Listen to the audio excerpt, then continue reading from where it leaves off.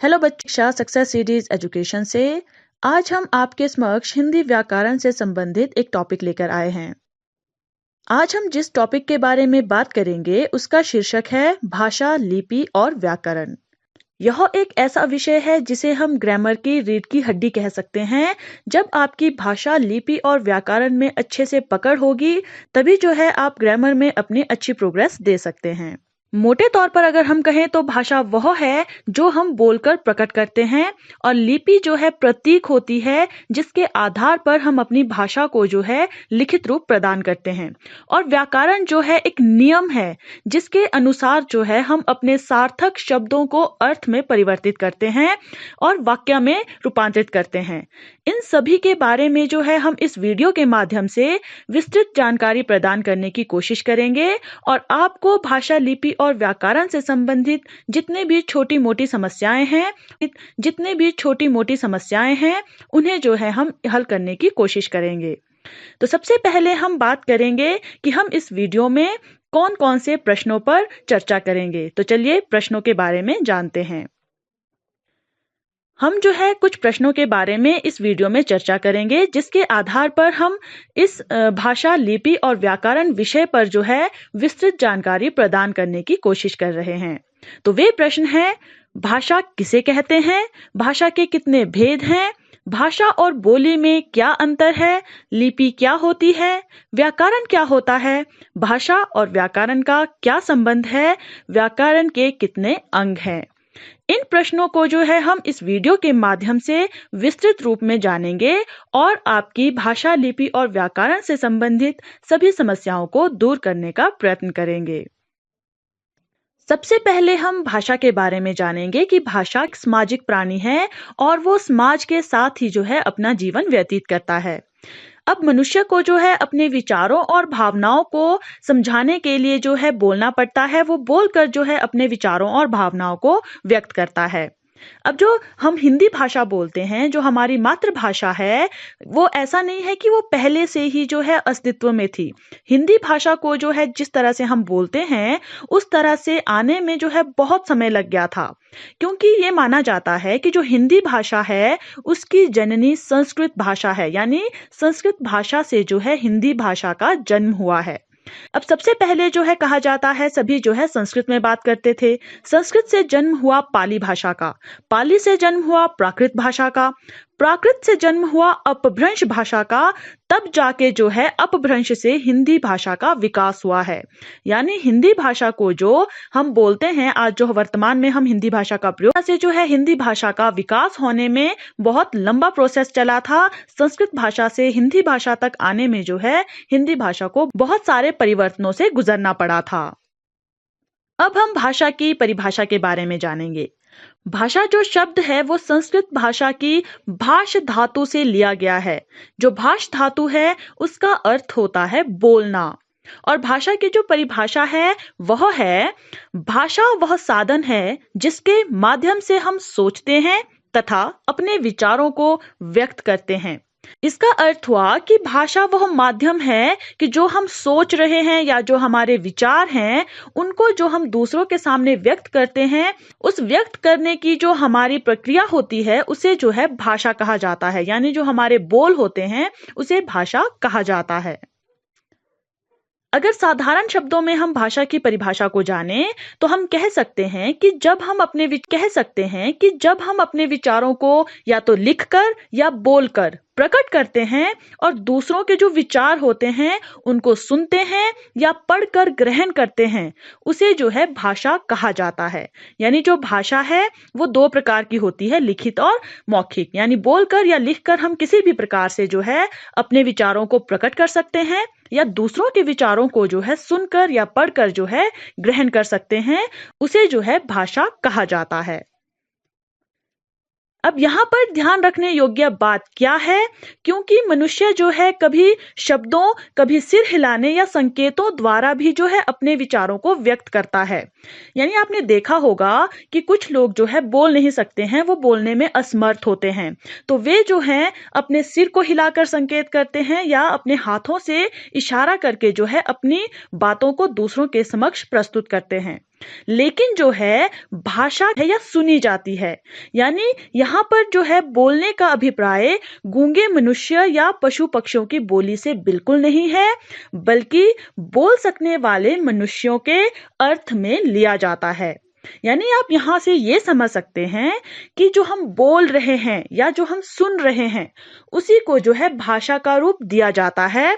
जो गूंगे व्यक्ति होते हैं, जो बोलने में असमर्थ होते हैं, उनके जो इशारे होते हैं या पशु पक्षी की जो आवाजें होती हैं उन्हें हम भाषा नहीं कह सकते हैं। यहाँ पर जो भाषा की परिभाषा है उसे हम केवल बोलने और सुनने में जो चीजें आती हैं उन्हें ही हम भाषा के परिभाषा के रूप में लेते हैं। अब हम बात करते हैं भाषा के भेद की। भाषा के दो भेद होते हैं, लिखित भाषा और मौखिक भाषा। लिखित और मौखिक भाषा के बारे में हम विस्तार पूर्वक जानेंगे। भाषा, लिखित और मौखिक भाषा के बारे में हम विस्तार पूर्वक जानेंगे। सबसे पहले हम बात करते हैं लिखित भाषा के बारे में। लिखित भाषा से आपको सुनकर ही प्रतीत हो रहा है लिखित यानी लिखकर। अब यहाँ पर हम इसके बारे में डिटेल से जानते हैं कि जब व्यक्ति किसी दूर बैठे व्यक्ति को पत्र द्वारा या पुस्तकों एवं पत्र पत्रिकाओं में लेख द्वारा अपने विचार प्रकट करता है, तब उसे भाषा का लिखित रूप कहते हैं। इसके कुछ उदाहरण हैं, जैसे ग्रंथ, पुस्तकें, अखबार, पत्र पत्रिकाएं आदि। अब आपको यहाँ से समझ आ रहा है कि जब एक व्यक्ति कहीं दूर बैठे हुए अपने किसी रिश्तेदार को या अपने किसी सगे संबंधी को जो है अपनी बात को रखने के लिए लेटर लिखता है, या फिर किसी की हम पुस्तक पढ़ते हैं, पत्र पत्रिकाएं पढ़ते हैं, न्यूज़पेपर पढ़ते हैं, उसमें जो लेख होता है, जो लेखक अपने लेख लिखता है, जो है व्यक्त करता है हमारे सामने, जब हम उसे देखते हैं, जब हम उसे पढ़ते हैं, या फिर हम अपनी बातों को जो है दूसरे तक पहुंचाने के लिए पत्र का सहारा लेते हैं, तो उसे हम भाषा का लिखित रूप कहते हैं, क्योंकि हम उसमें जो है अपने विचारों को लिखकर किसी को बता रहे हैं, या किसी दूसरे के विचारों को जो है जिसने लिख कर दिए हैं हम उसे पढ़ रहे हैं, तो इसे जो है हम भाषा का लिखित रूप कहते हैं।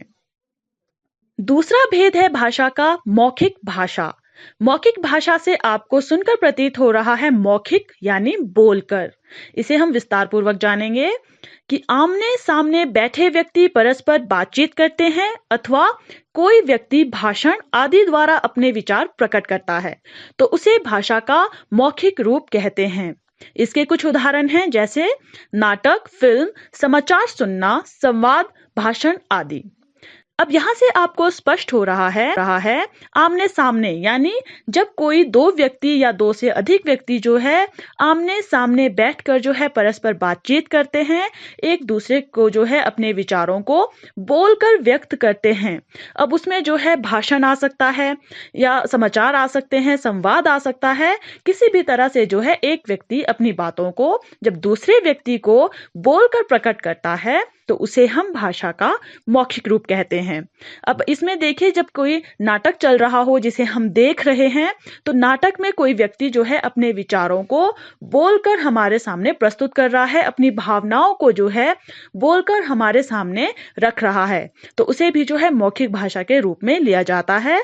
फिल्म, समाचार सुनना, संवाद, भाषण आदि भी जो है इसी के अंतर्गत आते हैं। लिखित और मौखिक रूप जो है वो भाषा के मेन यानी मुख्य भेद कहे जाते हैं।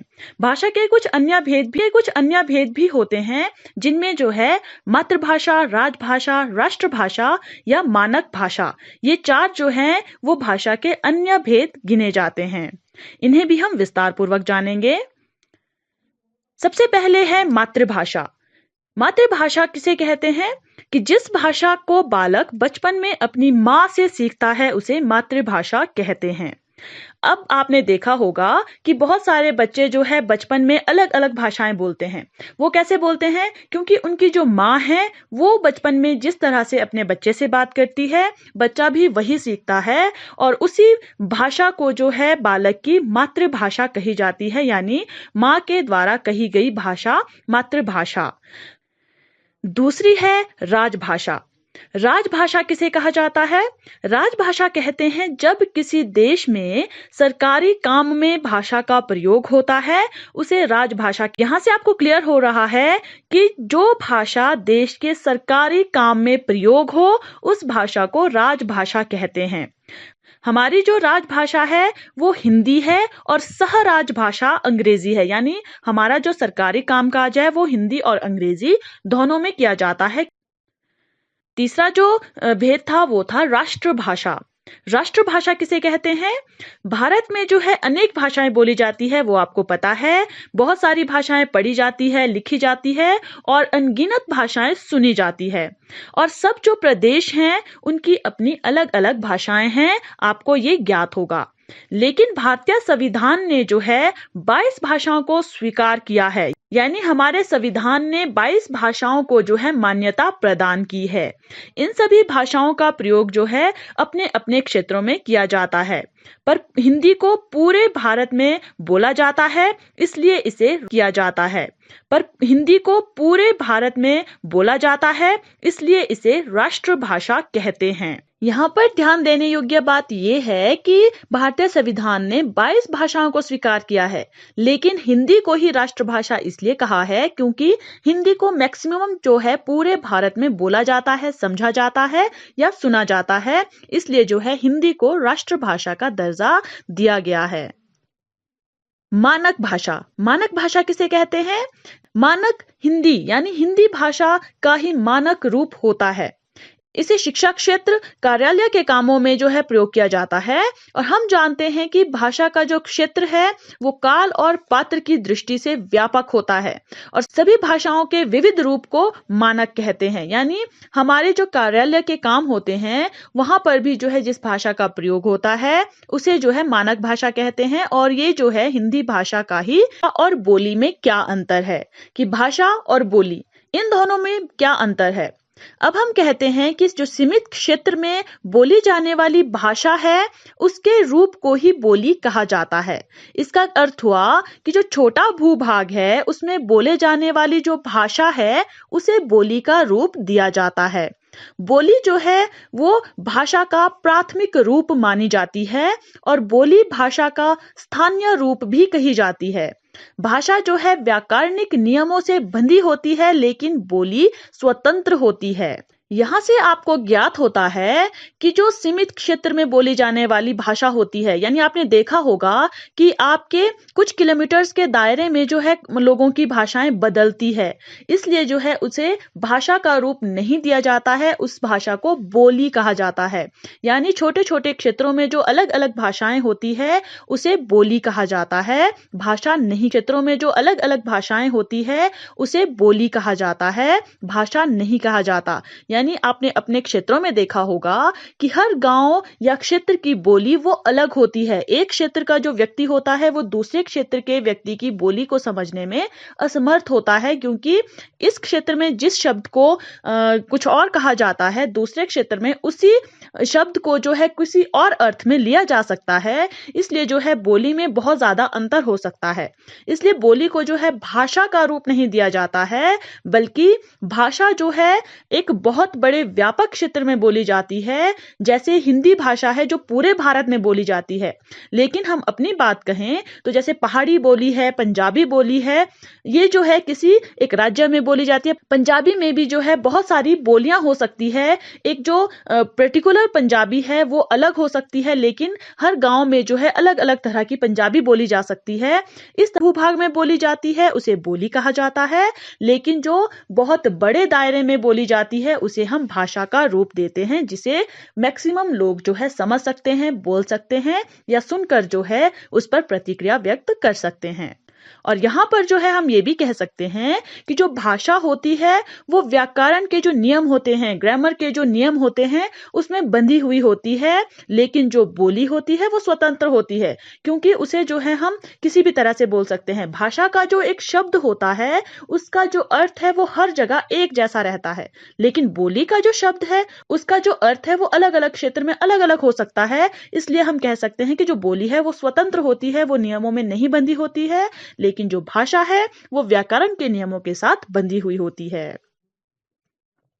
कोई भी बोली हो वो विकसित होकर भाषा का रूप ही लेती है। हिंदी को भी जो है एक समय में बोली माना जाता था, क्योंकि इसका विकास खड़ी बोली से हुआ था। बोली को लिख नहीं सकते, इसलिए इसका साहित्य मौखिक होता है। लेकिन भाषा को लिखा जा सकता है, इसलिए साहित्य लिखित होता है। अब यहाँ पर भी देखिए आपको कितना बड़ा डिफरेंस दिख रहा है कि जो बोली होती है वो जरूर विकसित होकर जो है भाषा का रूप ले सकती है। अगर कोई बोली जो है धीरे धीरे बहुत बड़े क्षेत्र में बोली जाए, पहले छोटे भूभाग से स्टार्ट हो, लेकिन बाद में अगर वो विकसित होते होते जो है बहुत बड़े भूखंड पर जो है बोली जाए, बहुत सारे लोग उसे समझ पाए, तो उसे भाषा का रूप दिया जा सकता है। जैसे हम उदाहरण के रूप में हिंदी को ले सकते हैं कि जो हिंदी भाषा है वो भी एक समय में पहले कोई बोली ही थी, क्योंकि उस समय जो है हिंदी भाषा को जो है बहुत कम लोग समझते थे, क्योंकि उसका जो विकास है वो खड़ी बोली से हुआ है। लेकिन बाद में जब हिंदी का विकास हुआ, धीरे धीरे जो है ज्यादा लोग उसे समझने लगे, जब पूरा राष्ट्र जो है हिंदी भाषा को समझने लगा, सुनने लगा, समझने लगा, तब जो है हिंदी सुनने लगा, समझने लगा, तब जो है हिंदी भाषा को जो है राष्ट्रभाषा का दर्जा दिया गया। पहले जो है उसे भी बोली ही समझा जाता था। अब यहाँ पर एक और डिफरेंस है कि बोली को लिख नहीं सकते, इसलिए जो है उसका साहित्य मौखिक है, और धीरे धीरे जो है उसका साहित्य भी जो है बदलता रहता है, क्योंकि मौखिक रूप को जो हम ज्यादा जो है याद नहीं रख सकते हैं। लेकिन जो भाषा है वो लिखी जा सकती है, क्योंकि वो व्याकरण के नियमों से बंधी हुई है। व्याकरण के अंतर्गत जो है भाषा को लिखित रूप प्रदान किया जा सकता है, इसलिए जो है भाषा का साहित्य लिखित होता है। भाषा को जो है लिखित रूप में व्यक्त किया जाता है, इसलिए जो है भाषा में बहुत सारे साहित्य लिखे जाते हैं। बोली में जो है हम कोई साहित्य नहीं लिख सकते, उसका केवल मौखिक साहित्य होता है। अब हम बात करते हैं लिपि की, कि लिपि क्या होती है। लिपि जो है एक प्रतीक है, प्रतीक अर्थात चिन्ह। किसी भी भाषा को है उसे लिखने के लिए जो है कुछ चिन्हों की जरूरत होती है, और उन्हीं चिन्हों को, उन्हीं प्रतीकों को जो है लिपि का नाम दिया जाता है। लिपि जो है भाषा का लिखित रूप होती है। इसके माध्यम से जो है मौखिक रूप की ध्वनियों को लिखकर प्रकट किया जाता है। यानी जिस तरह से जब हम भाषा को बोलते हैं, जब हम भाषा को मौखिक रूप देते हैं, तो उसमें किसी प्रकार की लिपि का प्रयोग नहीं होता है, क्योंकि उसको जो है हमें लिखित रूप प्रदान नहीं करना है। लेकिन जब हम उसी भाषा को किसी लिखित रूप में व्यक्त करना चाहते हैं, यानी जब हम किसी को पत्र के जरिए या अपने लेखों के जरिए जो है अपने विचारों को व्यक्त करके बताना चाहें, तो उसके लिए हमें कुछ चिन्हों की आवश्यकता होती है, कुछ चिन्हों की जरूरत होती है। तो उन्हीं चिन्हों या प्रतीकों को लिपि कहते हैं, जिसके द्वारा जो है हम अपने मौखिक रूप को लिखित रूप प्रदान कर सकें। यहाँ पर कुछ उदाहरण हैं कुछ भाषाओं के जिनकी लिपि अलग अलग है। जैसे हिंदी, संस्कृत और मराठी अलग अलग है। जैसे हिंदी, संस्कृत और मराठी, इन भाषाओं की लिपि देवनागरी है। पंजाबी भाषा की लिपि गुरुमुखी है। उर्दू और फारसी की लिपि फारसी है। अरबी भाषा की लिपि अरबी है।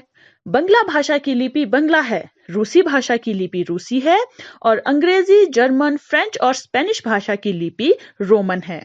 इस तरह से हम अपनी भाषाओं की लिपियों को याद रख सकते हैं कि किस भाषा की कौन सी लिपि है। हिंदी व संस्कृत भाषा की लिपि देवनागरी है, यानी हम जो लिखते हैं हिंदी भाषा को या संस्कृत भाषा को, उसमें जो चिन्ह और प्रतीक हम यूज करते हैं उन्हें जो है देवनागरी नाम दिया गया है। यानी हम कह सकते हैं कि जो हमारी हिंदी भाषा है उसकी लिपि देवनागरी है, यानी हम देवनागरी लिपि के जरिए जो है अपनी मौखिक भाषा को जो है लिखित रूप प्रदान करते हैं। देवनागरी लिपि की कुछ विशेषताएं होती है। वो कौन कौन सी विशेषताएं हैं? इसे दाएं से बाएं लिखा जाता है। जैसे आपने देखा होगा कि उर्दू को हम बाएं से दाएं की ओर लिखते हैं, यानी हम उल्टा लिखते हैं, लेकिन देवनागरी लिपि में जो है हम दाएं से शुरू करते हैं और बाएं की ओर चलते जाते हुए उसे लिखते हैं। दूसरी विशेषता है कि हर वर्ण का आकार समान होता है। आपने देखा होगा कि कुछ लिपियों में जो है जो वर्ण होते हैं, जो चिन्ह होते हैं, वो ऊपर नीचे जाते हैं, लेकिन आपने देखा होगा कि देवनागरी लिपि को जो हम लिखते हैं, यानी जो हिंदी और संस्कृत हम भाषा लिखते हैं, उसके जो आकार हैं वर्णों के, वो एक समान होते हैं, वो ऊपर नीचे नहीं होते। तीसरी विशेषता है कि ये उच्चारण के अनुरूप लिखी जाती है। अब यहाँ पर आपने देखा होगा कि हम जो उच्चारण करते हैं, हम जो बोलते हैं, हम उसी के अनुरूप लिखते हैं। जैसे हम अ कह रहे हैं तो हम अ ही लिखते हैं, आ कह रहे हैं हम आ ही लिखते हैं। लेकिन जो रोमन लिपि है, जैसे हैं ए बी लिखते हैं, तो जब हम ए कहते हैं तो हम ए नहीं लिखते, हम उसको ए लिखते हैं। यानी अगर हम देवनागरी लिपि के अनुसार कहें कि ए को हम ए से ऐनक या ए से एड़ी वाला ए लिखेंगे, लेकिन जब हम अंग्रेजी में ए कहते हैं तो हम ए फॉर एप्पल वाला ए लिखेंगे। तो यहाँ पर आप डिफरेंस देख रहे हैं कि जो देवनागरी लिपि है वो हम जो बोलते हैं उसी के अनुसार लिखते हैं, लेकिन दूसरी भाषाओं में जो बोला जाता है उसके अनुरूप नहीं लिखा जाता। इसे जो है हम देवनागरी लिपि की एक अनोखी विशेषता भी कह सकते हैं। अब हम बात करते हैं व्याकरण की। व्याकरण की क्या परिभाषा है और व्याकरण किसे कहते हैं? सबसे पहले हम व्याकरण की परिभाषा जानेंगे कि व्याकरण वह शास्त्र है जिससे भाषा को शुद्ध लिखने, बोलने और पढ़ने का ज्ञान सीखा जाता है। यानी सीधे सीधे हम कह सकते हैं कि जो व्याकरण है वो नियम है, यानी जिसके माध्यम से पढ़ने का जो ज्ञान हम प्राप्त करते हैं वो व्याकरण के कारण ही होता है। यानी अगर आपको व्याकरण का ज्ञान नहीं है तो आप किसी भी भाषा को ना तो शुद्ध लिखेंगे, ना बोलेंगे, और ना ही किसी लिखित रूप में जो भाषा होगी उसे पढ़ पाएंगे। अब मौखिक और लिखित भाषा के रूप में जो मनुष्य अपने विचार प्रकट करता है या जो कर रहा है, किंतु इसे जो है भाषा का कोई निश्चित या शुद्ध स्वरूप स्थिर नहीं हो सकता, क्योंकि भाषा के जो है शुद्ध और स्थायी रूप को निश्चित करने के लिए आपको नियमबद्ध योजना की आवश्यकता होती है, और उस नियमबद्ध योजना को ही व्याकरण कहते हैं। हमने पहले भी कहा है कि जो व्याकरण है उसको सीधे सीधे आप नियम भी कह सकते हैं, क्योंकि नियम के अनुसार ही जो है आप भाषा को शुद्ध लिख सकते हैं, शुद्ध बोल सकते हैं और शुद्ध पढ़ सकते हैं, और उसी व्याकरण के कारण ही जो है भाषा को लिखित रूप प्रदान किया जाता है। अब हम बात करते हैं भाषा और व्याकरण के संबंध की, कि भाषा और व्याकरण का आखिर संबंध क्या है। अब कोई भी व्यक्ति जो है व्याकरण को जाने बिना जो है भाषा को शुद्ध रूप नहीं दे सकता है। यही एक बहुत बड़ी वजह है जो भाषा और व्याकरण के बीच जो है बहुत गहरा संबंध स्थापित करती है। व्याकरण जो है भाषा को उच्चारण, प्रयोग, अर्थों के प्रयोग के रूप में निश्चित करता है। शुद्ध लिखने के लिए व्याकरण की जानकारी होना बहुत ज्यादा आवश्यक है। भाषा को प्रयोग में लाने के लिए जो है हमें भाषा के नियमों को जानने की जरूरत होती है, और जो ये नियम है उसी की जानकारी जो है हमें व्याकरण से मिलती है। यानी व्याकरण में वो नियम जो है वो लिखे जाते हैं जिसके अनुसार जो है हम भाषा को शुद्ध लिखते हैं, शुद्ध बोलते हैं या शुद्ध पढ़ते हैं। तो यहाँ पर हम भाषा और व्याकरण के संबंध को अच्छे से जान पाए हैं कि भाषा का संबंध व्याकरण से बहुत गहरा है, क्योंकि बिना व्याकरण के कोई भी जो है भाषा के शुद्ध रूप को नहीं सीख सकता। अब हम बात करेंगे व्याकरण के अंग की। व्याकरण के जो है 4 अंग कहे जाते हैं: वर्ण विचार, शब्द विचार, पद विचार और वाक्य विचार। हम इस वीडियो में जो है व्याकरण के इन अंगों को संक्षिप्त रूप में जानेंगे, और अगली वीडियोस में जो है हम वर्ण विचार, शब्द विचार, पद विचार और वाक्य विचार को विस्तार पूर्वक अलग अलग जानेंगे। तो सबसे पहले हम वर्ण विचार के बारे में जानेंगे। वर्ण विचार किसे कहते हैं? ये जो वर्ण विचार होता है उसमें वर्णों के उच्चारण, वर्णों के रूप, वर्णों के आकार, वर्णों के भेद और वर्णों को मिलाने की विधि, लिखने की विधि जो है वो बताई जाती है। यानी वर्ण विचार में वर्ण को किस प्रकार से उच्चारित किया जाता है, उसका रूप, आकार, भेद और उसे मिलाने, लिखने की कौन कौन सी विधियां होती है ये बताई जाती है। शब्द विचार में जो है शब्दों के भेद, व्युत्पत्ति, रचना, रूप, प्रयोग, उत्पत्ति आदि का जो है अध्ययन करवाया जाता है। यानी इस विचार में शब्द के रूप में पूरी जानकारी दी जाती है। पद विचार, इस विचार में जो है पद का तथा पद के भेदों का वर्णन किया जाता है। यानी इस विचार में आपको पद के बारे में जो है पूरी जानकारी विस्तृत रूप में प्राप्त होती है। वाक्य विचार, इस विचार में वाक्यों की रचना, उसके भेद, वाक्य बनाने, वाक्यों को अलग करने, विराम चिन्हों, पद विचार, वाक्य निर्माण, उसका गठन, उसका प्रयोग और उसके प्रकार आदि का अध्ययन करवाया जाता है। यानी वाक्य विचार में आपको वाक्य के बारे में पूरी जानकारी प्राप्त होती है। इसी के साथ जो है आज का विषय भाषा, लिपि और व्याकरण समाप्त होता है और हम आशा करते हैं कि आपको भाषा, लिपि और व्याकरण के बारे में विस्तृत जानकारी प्राप्त हो गई है। हिंदी व्याकरण की अन्य वीडियोस के लिए आप हमारे चैनल सक्सेस सीरीज एजुकेशन को यूट्यूब, इंस्टाग्राम, ट्विटर और फेसबुक पर भी